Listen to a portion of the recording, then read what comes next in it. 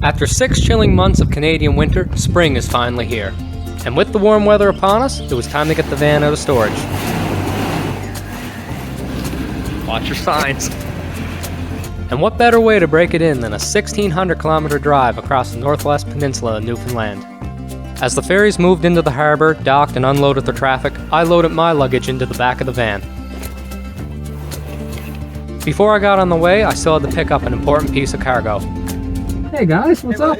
How you doing, buddy? Not bad. What are you doing here? I'm going to Newfoundland. Okay. Hey Kelsey. This is my close friend Josh. Booga booga make wood go split. And this is his fiancée Kelsey. She's a little camera shy. Get away from me, Blake, go! But we weren't together long before we'd have to part ways for a short time. See you later. Alright. Call me on my home phone. You better not fucking go home. But I wouldn't be heading home and leaving them behind. An adventure was waiting. Take her easy. After I picked up my tickets, I proceeded to drive aboard the Blue Petite. Once I was parked, I climbed the stairs up to deck 5, where I met back up with my friends who already had drinks waiting. As we said farewell to the mainland, we ordered up some nachos and some screech to celebrate the beginning of our trip. It smells pretty rough. It smells fucking disgusting.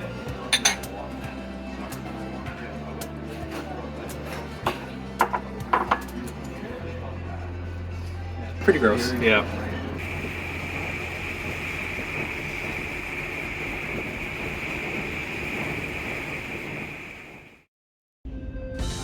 As the sun rose, we woke up in a new province.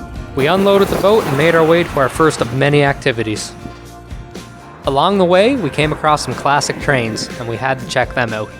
I wish I could tell you some facts about these trains, but unfortunately there was too many to keep track of.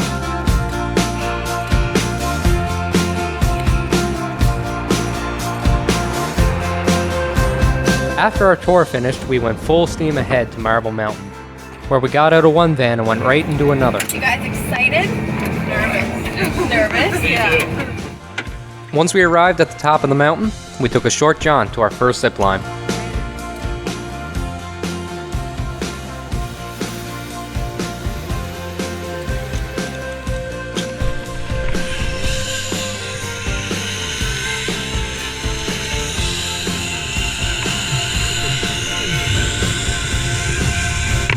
Slow down, Blake, you're too fast.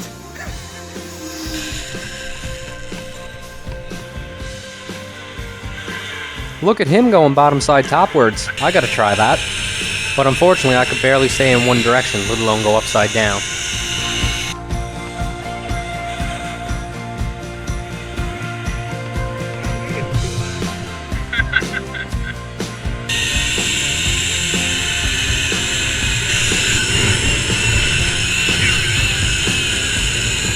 Got some speed on that one, eh?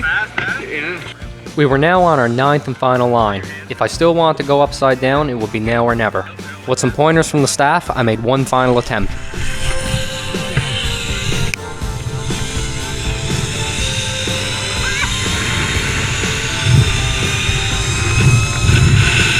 Now if only they mentioned how to use the brakes. Hey, okay, hey. So pull down, pull.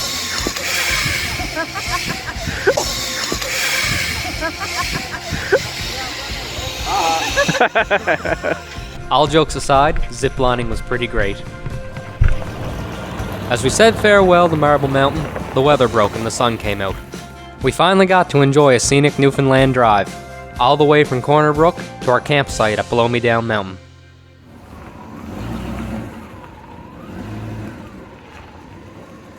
We then checked our map and headed to the start of the James Cook Heritage Trail.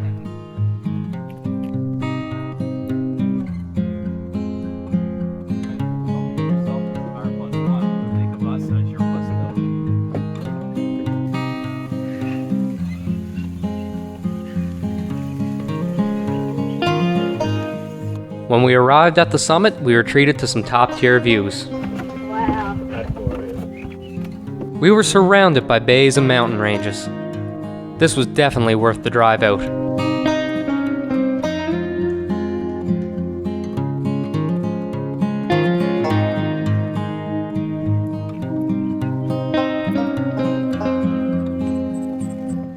But on our way down, we still had one thing left to check out: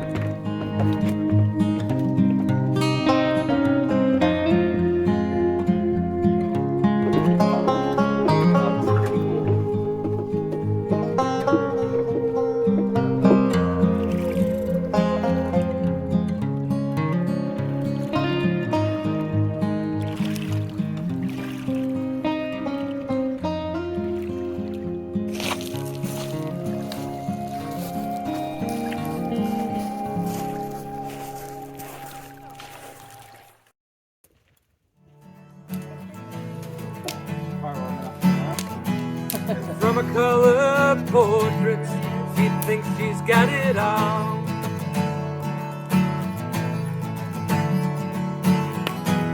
She swears the moon don't hang quite as high as it used to, and she only sleeps while it's raining, and she screams, and her voice is strange, and she says, baby, it's 3 a.m., I must be lonely. And heaven, and she says, baby, oh, I can't help but be scared of it all. Sometimes rain's gonna wash away what I believe in.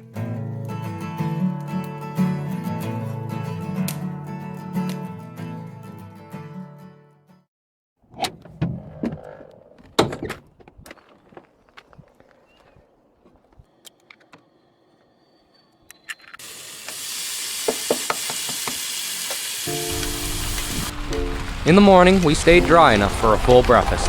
However, the second day would turn out to be the wettest, with showers and downpours off and on. We took this opportunity to explore the city of Corner Brook. With the van parked for the day, our plan was to stay dry in any bar that was opened at 12 a.m. on a Sunday. Our first welcoming watering hole was Broomstick Brewing Co.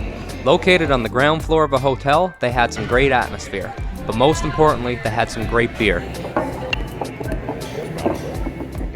Seriously, some of the best beer I ever had. Once we got a break in the weather, we headed toward our next tap room. Once we were inside, we got to find out who was the better pool player.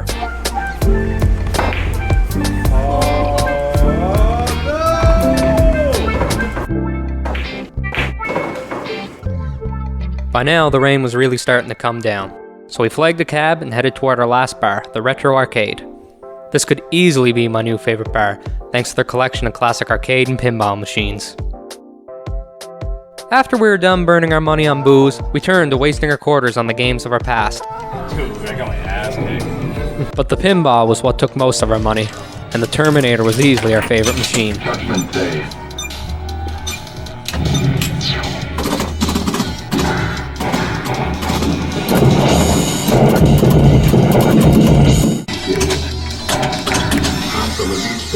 Baby. Dude, you missed that. That was sick. I didn't know that was a real thing. Tickets. The first round I had was so good. Once we got bored of flicking our balls, we all took our turn playing Giant Jenga. I guess that's your block. As the tower made its way to the ceiling, we had to stand on chairs just to reach the top. Until finally, the unavoidable happened. Oh no. I withdrawn. It was too late. Had so much anxiety. On day 3, we began exploring Gros Morne National Park. We started out with a short 3-kilometer hike in the Western Brook Pond. At the end of the trail, we arrived at a small canteen and dock. We then boarded one of the 2 tour boats and set sail for our 2-hour trip between the massive cliffs of Gros Morne. With the sheer size of the rock faces, our necks were bent back in a permanent position just to take in all of its wonder.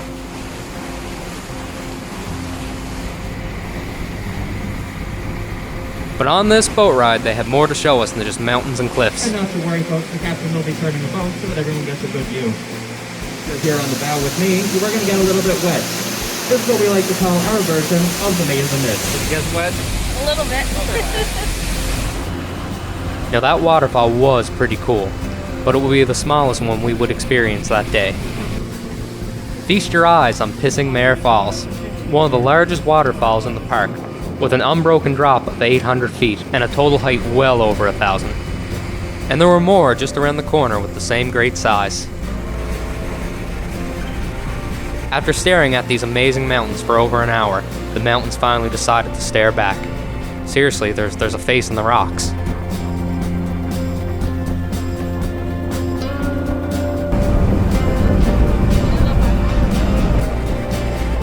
Once our amazing boat tour came to an end, we hit dry land and found a spot where we could make a snack. After we were all filled up on tacos, we took the stairway down to the beach to check out a different kind of ship. In December of 1919, just outside Bombay, a ship was run aground. And after all these years, you can still find pieces of the ship lining the beach.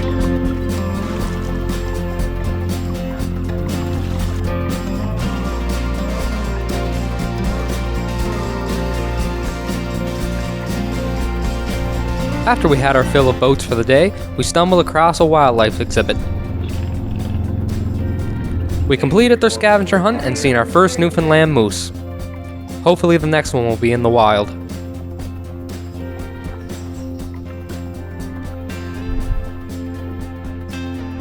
We then hit the trail to try to see some wildlife in their natural habitat.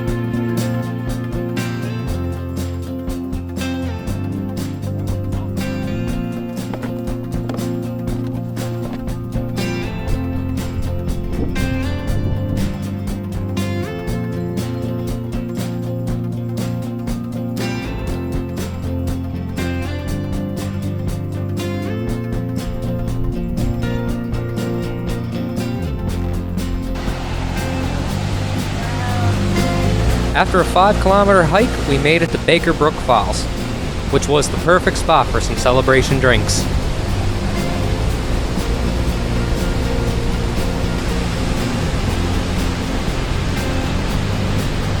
As the evening ended, we said goodbye to the waterfall and said hello to a moose that greeted us along the trail. We couldn't have found a better way to end the day.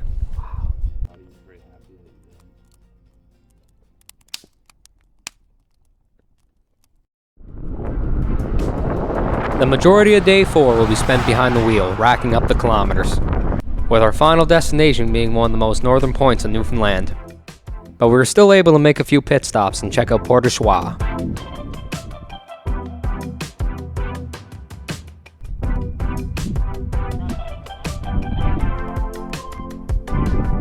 After we were done stretching our legs, we put the hammer down and hit the open road. The scenery was beautiful, but the farther we drove, the colder it got. Eventually, it turned into the loneliest road I have ever seen. Like there was nothing. This is definitely where I want to be in a 38-year-old vehicle. But on the bright side, if we do happen to break down, there's a chance someone might spot us from the air.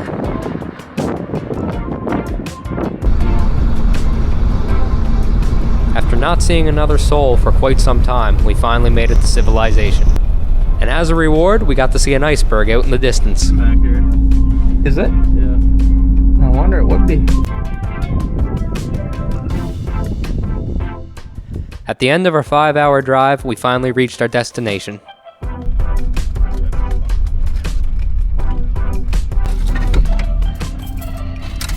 At the front door, we were tricked into breaking the criminal code of Canada. This machine is designed to deface our quarters and turn them into cheap souvenirs.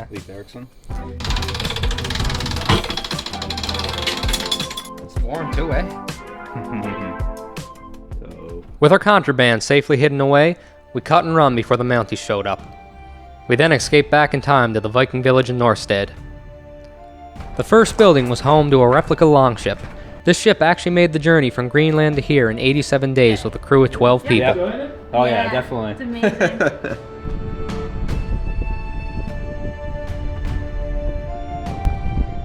The next building we went in was their place of worship. But the building I was most interested in was the blacksmith.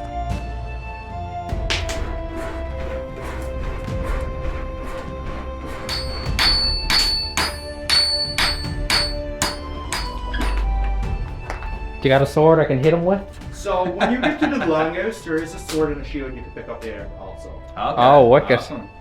With that good news, we headed to the longhouse.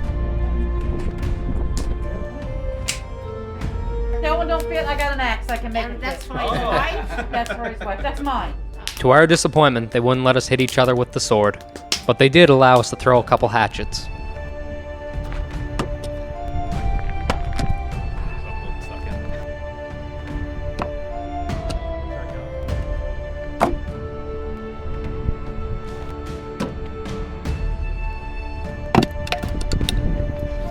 After we were done embarrassing ourselves, we said goodbye to Norstead.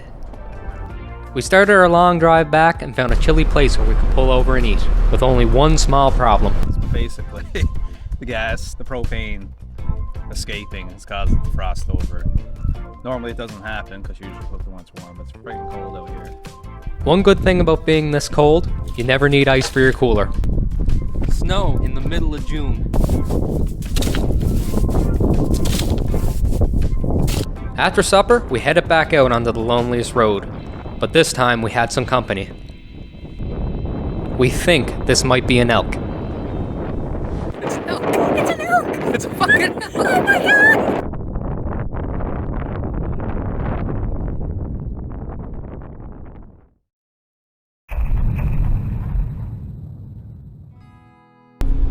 On day 5, we backtracked in the Gros Morne National Park. Today would be our last day to take in all what Newfoundland had to offer. We eyed a strange mountain in the distance and set off to explore the Tablelands. This is one of the few places in the world where you can walk on the Earth's mantle.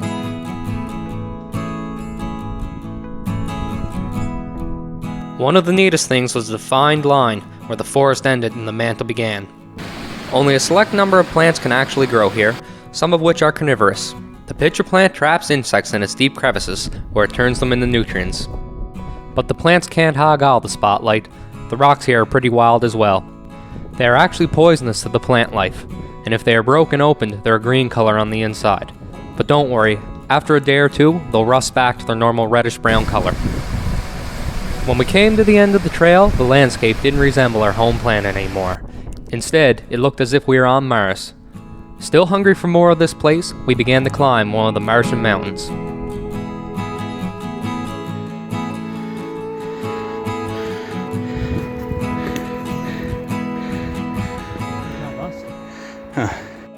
This is, without a doubt, one of the coolest places I have ever been. Say goodbye to the Tablelands, guys. Once we were back down on Earth, we arrived at the Newfoundland Insectarium.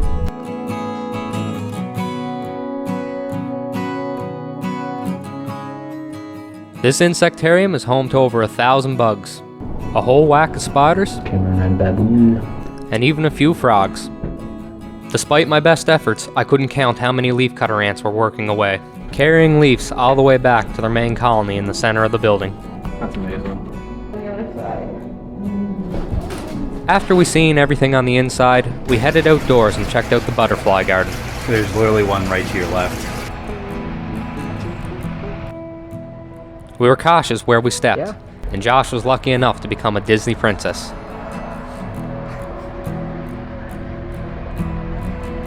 Meanwhile, there were new butterflies hatching from their cocoons. We were fortunate enough to be given the chance to release them into their new habitat. That's pretty cool. There we go.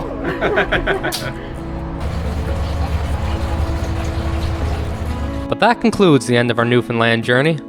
There was nothing left for us to do now but hop on a ferry, head back to the mainland, and reminisce about all the memories we made along the way.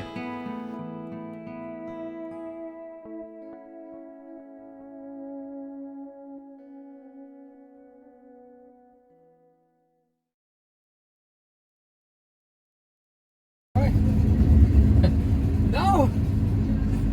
So anyway, I was wrestling the bear, and he had me in a headlock.